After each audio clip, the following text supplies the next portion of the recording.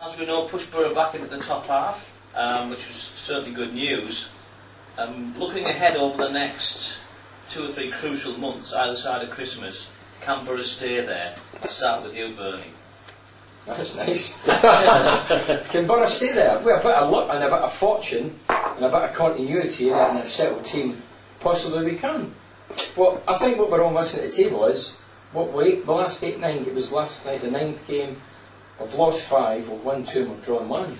That is relegation form. We have to turn the tables and start getting in the winning groove and win a couple of games back to back to get the confidence to grow throughout the team.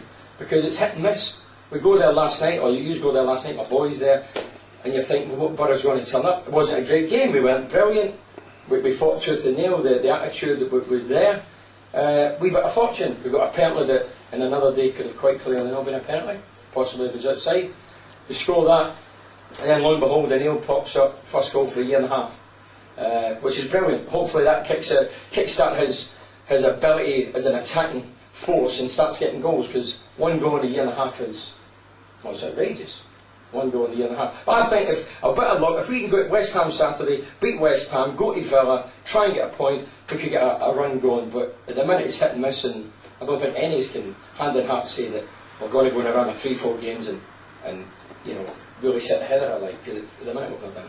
Jeff, do you think we can stay there? Well, statistics can say anything, and if you look at it another way, we've got 7 points out the last 12, haven't we? So, you know... That's the balance, but I just think that you're kidding yourself. Well, that's a psychology point of view, if you're going to say that. It's fact. 8 games, no, the fact is we've been beat 5, and if we'd have sat here yesterday morning, it'd have been 5, 1 draw. Well, if we'd have lost last night, I think all of our attitudes might have been slightly different today. So don't get carried away. I think, no, I'm not getting carried away, because what we've said earlier, it's far from perfect. But I think Saturday is one of those games where we're playing a team that have lost 4 games on the bounce. You know, we've just beaten the millionaires of Manchester City, so it's a gimme in some people's eyes. It is a difficult game on Saturdays. All those teams will play football. If we can win that one, and then, you know, with games coming up against the likes of Bolton, we've got to win them. I think how far we're going to go this season will be represented from those 2 away games at Villa and Everton. And if we can get points out of those 2 games, then yes, I think we've got the ability to build on 3 out of the last 4 performances and hopefully not be looking over our shoulder. You know, we've got to go on, and because of what we said earlier, this win 2, lose 2 scenario, we have really got to go on a 10-match run where we win half a dozen, draw a couple and lose 2 I wonder if to Gary get puts points that in ahead. mind, because Bruce Rear, and Gary will verify it, used to say to us, if we went a 10-game unbeaten run, obviously it wasn't the top flight at the time, maybe the second division, whatever, and then if you achieved that and then we could beat a couple, we'd say, right, I want you going 12 games unbeaten now. He's always given targets. You used to put it in your mind as a target. I'd like to think Gareth is putting targets in our players' minds. I think Saturday, Jeff's point about Saturday is crucial, because I know they finished last season with a couple of wins, but Boro so seldom win back-to-back games. That's what I was going to say. It's a real mental thing. With back-to-back, all the managers talk about it, don't they? All the managers, outside obviously the other 4, all the managers say back-to-back wins. I remember Mogga talking about when they had a couple of back-to-back wins early on the season, and saying how vital and how crucial it is, because consistency is the key. And I keep going on it, but we all know that is one competitive league, really competitive league. Every side has good players, from the bottom right the way through it. There's some really good sides up there. So I look at Saturday as the barometer. Because last night people looking at it and thinking, you know what, Manchester City, if they play, they're going to cause us some problems. A draw might not be a bad result, but I tell you what, West Ham, we expect to win the game. That was before last night, so we've beaten Manchester City. So do we? Well, there is, isn't it? There's a little bit going into the game, because the fans are going to be looking at that thinking, right, you've done the hard work, and it's not as easy as this, of course. You've done the hard work against them, right? West Ham. We expect to win that game. Now the Premiership isn't like that, we know that, but it's still a very, very winnable game. We expected to beat West Bromwich, aren't we? The one thing that's frustrated me is, what we were going to do was go out and be offensive, and because of injuries, because of other things, we've slipped away from that a little bit. I know at the beginning of the season it was gung-ho, everybody loves us, but we were getting beaten at Liverpool. Do you not think with Tunjai back though we go back to possibly that? can, but last night we were... we played most of last night's game, certainly the first half, we played like an away side, didn't we?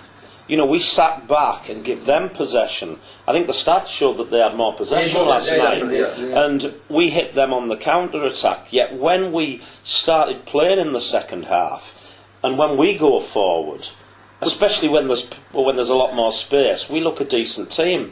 It's how we start against West Ham. If we take the game to them and get a goal, then I can see us building on that. Just make your point, Gary. I was just going to say, last night we had to scrap like hell to get our foothold into the game to then go and play. That's it. And the first goal was absolutely vital last night, because if they score, you feel the Robinhos then suddenly get bigger and bigger and they score more goals. We score, I look at their players and I'm thinking to myself, right, who's up for this then? Who's got that big heart ready to have another go at us? And that was why the first goal was so important. It's a nervous team, doesn't it, in the first half? Well, I thought they passed the ball really well for the first half an hour of the game. They passed it at leisure. But they weren't, and then we scrapped and got about them and knocked them out of the rhythm and made it a bit more of a scrappier kind of game. Degard and O'Neill particularly just trying to get about them a little bit more and made it a bit scrappier, and that obviously suited us and affected the way they want to play. That's a last one. That's it. Thanks very much, lads. I thought that was it. Eric, can Boro stay in the top half, do you think? I think injuries and suspensions will decide that. We, as I've said before, we have a very small squad, and when we're at full strength, we're a match for anybody who expects to finish around the mid-table in the Premier League. But we only need to have 2 or 3 players missing, and suddenly we look a lot weaker and a lot less capable of competing against similar sides. I do think it's probably been a mistake to have the squad as small as this. I know Gareth thinks there are obvious benefits in everybody's a first team player and nobody's going to get sick in the lack of football.